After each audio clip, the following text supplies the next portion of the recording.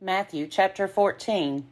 At that time Herod the ruler heard reports about Jesus, and he said to his servants, "This is John the Baptist. He has been raised from the dead, and for this reason these powers are at work in him." For Herod had arrested John, bound him, and put him in prison on account of Herodias, his brother Philip's wife, because John had been telling him, "It is not lawful for you to have her." Though Herod wanted to put him to death, he feared the crowd, because they regarded him as a prophet. But when Herod's birthday came, the daughter of Herodias danced before the company, and she pleased Herod so much that he promised on oath to grant her whatever she might ask. Prompted by her mother, she said, "Give me the head of John the Baptist here on a platter." The king was grieved, yet out of regard for his oaths and for the guests, he commanded it to be given. He sent and had John beheaded in the prison. The head was brought on a platter and given to the girl, who brought it to her mother. His disciples came and took the body and buried it. Then they went and told Jesus. Now when Jesus heard this, he withdrew from there in a boat to a deserted place by himself. But when the crowds heard it, they followed him on foot from the towns. When he went ashore, he saw a great crowd, and he had compassion for them, and cured their sick.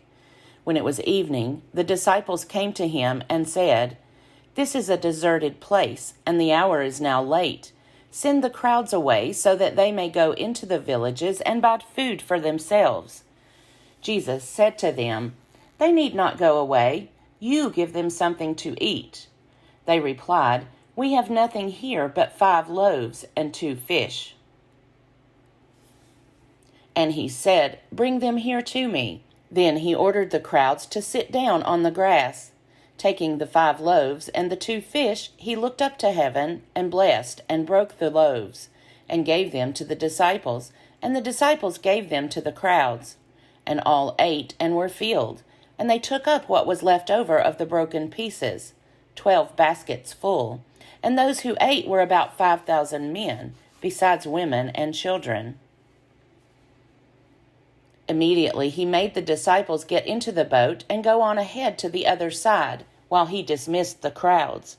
And after he had dismissed the crowds, he went up the mountain by himself to pray. When evening came, he was there alone, but by this time the boat, battered by the waves, was far from the land, for the wind was against them. And early in the morning he came walking toward them on the sea.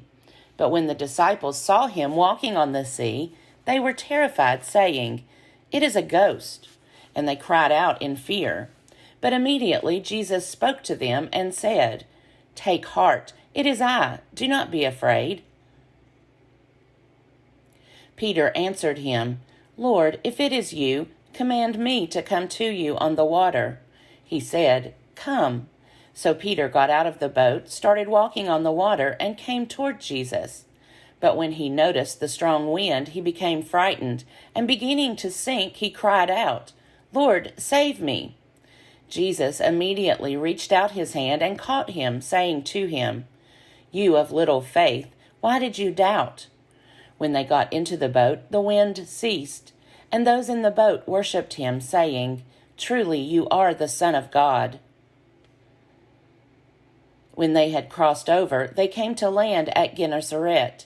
After the people of that place recognized him, they sent word throughout the region and brought all who were sick to him, and begged him that they might touch even the fringe of his cloak.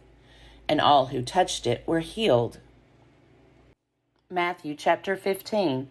Then Pharisees and scribes came to Jesus from Jerusalem and said, "Why do your disciples break the tradition of the elders? For they do not wash their hands before they eat." He answered them, "And why do you break the commandment of God for the sake of your tradition? For God said, 'Honor your father and your mother,' and whoever speaks evil of father or mother must surely die. But you say that whoever tells father or mother, 'Whatever support you might have had from me is given to God,' then that person need not honor the father. So, for the sake of your tradition, you make void the word of God, you hypocrites. Isaiah prophesied rightly about you when he said, "This people honors me with their lips, but their hearts are far from me. In vain do they worship me, teaching human precepts as doctrines." Then he called the crowd to him and said to them, "Listen and understand.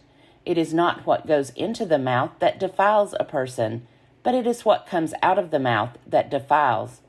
Then the disciples approached and said to him, "Do you know that the Pharisees took offense when they heard what you said?" He answered, "Every plant that my heavenly Father has not planted will be uprooted. Let them alone. They are blind guides of the blind. And if one blind person guides another, both will fall into a pit."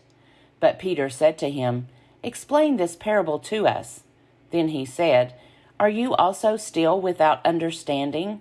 Do you not see that whatever goes into the mouth enters the stomach and goes out into the sewer? But what comes out of the mouth proceeds from the heart, and this is what defiles.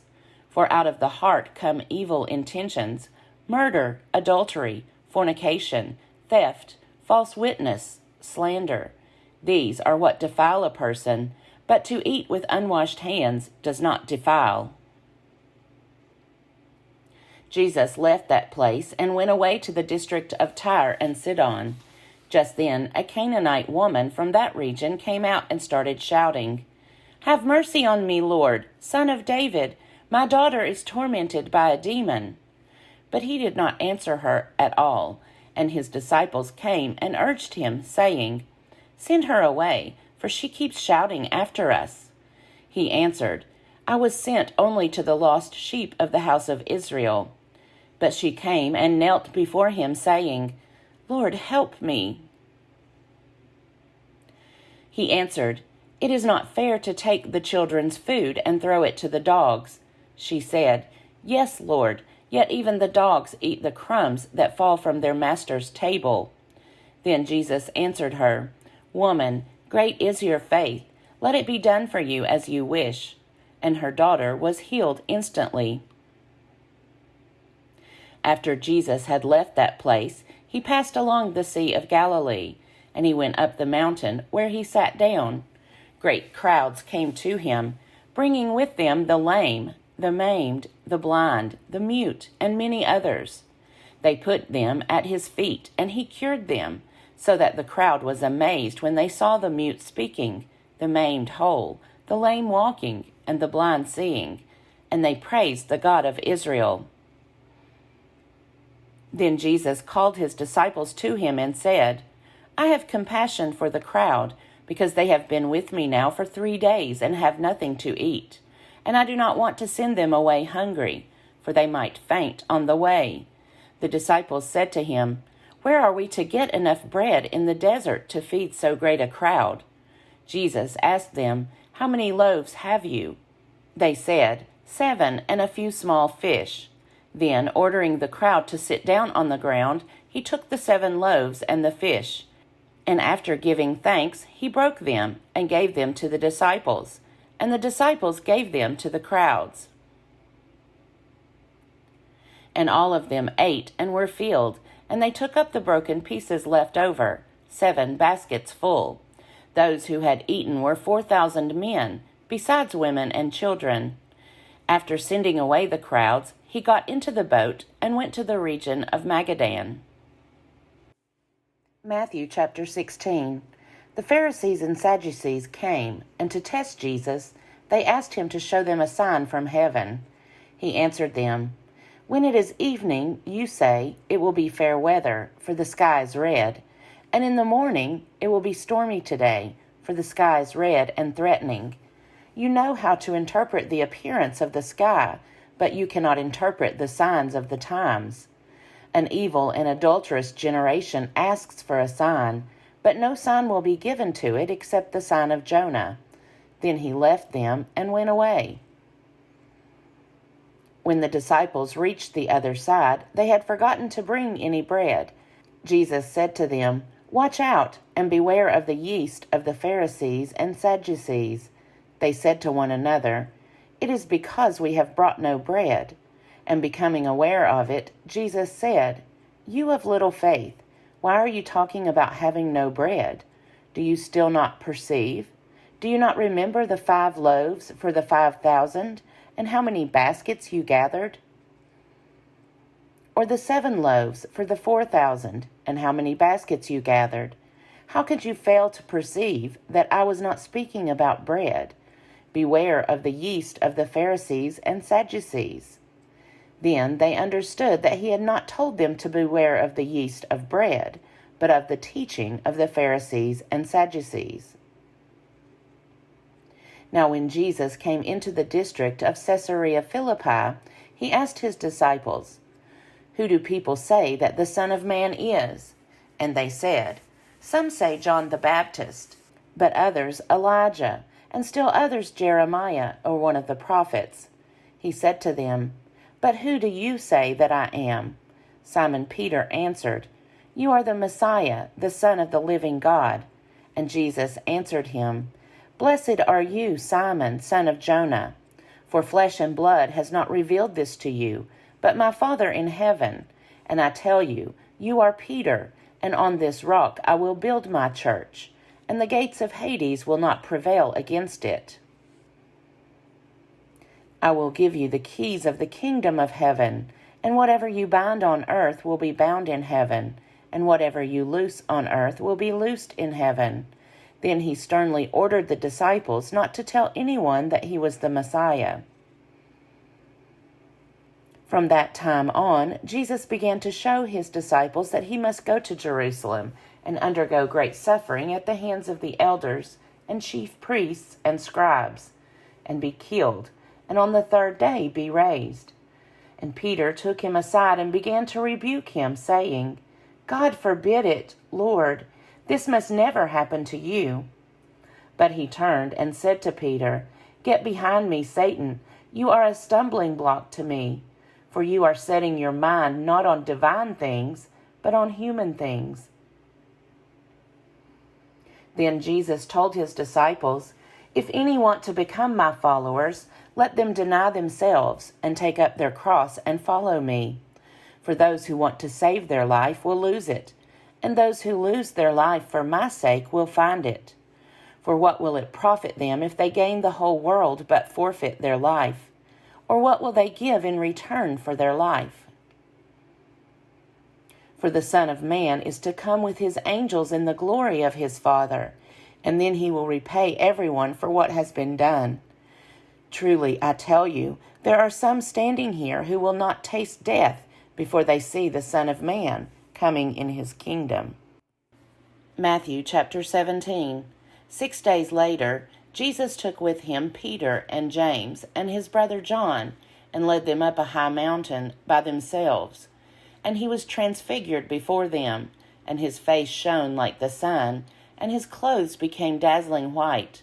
Suddenly there appeared to them Moses and Elijah, talking with him. Then Peter said to Jesus, "Lord, it is good for us to be here. If you wish, I will make 3 dwellings here, one for you, one for Moses, and one for Elijah."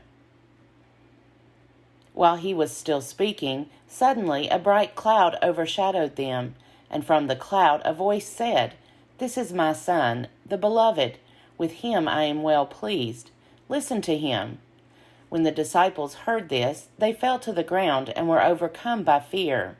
But Jesus came and touched them, saying, "Get up and do not be afraid." And when they looked up, they saw no one except Jesus himself alone. As they were coming down the mountain, Jesus ordered them, "Tell no one about the vision until after the Son of Man has been raised from the dead." And the disciples asked him, "Why then do the scribes say that Elijah must come first?" He replied, "Elijah is indeed coming and will restore all things. But I tell you that Elijah has already come, and they did not recognize him, but they did to him whatever they pleased. So also the Son of Man is about to suffer at their hands." Then the disciples understood that he was speaking to them about John the Baptist. When they came to the crowd, a man came to him, knelt before him, and said, "Lord, have mercy on my son, for he is an epileptic, and he suffers terribly. He often falls into the fire and often into the water. And I brought him to your disciples, but they could not cure him." Jesus answered, "You faithless and perverse generation, how much longer must I be with you? How much longer must I put up with you? Bring him here to me." And Jesus rebuked the demon, and it came out of him, and the boy was cured instantly. Then the disciples came to Jesus privately and said, "Why could we not cast it out?" He said to them, "Because of your little faith. For truly I tell you, if you have faith the size of a mustard seed, you will say to this mountain, 'Move from here to there,' and it will move, and nothing will be impossible for you." As they were gathering in Galilee, Jesus said to them, "The Son of Man is going to be betrayed into human hands, and they will kill him, and on the third day he will be raised." And they were greatly distressed. Then they reached Capernaum. The collectors of the temple tax came to Peter and said, "Does your teacher not pay the temple tax?" He said, "Yes, he does." And when he came home, Jesus spoke of it first, asking, "What do you think, Simon? From whom do kings of the earth take toll or tribute? From their children or from others?" When Peter said, "From others," Jesus said to him, "Then the children are free. However, so that we do not give offense to them, go to the sea and cast a hook. Take the first fish that comes up, and when you open its mouth, you will find a coin. Take that and give it to them for you and me."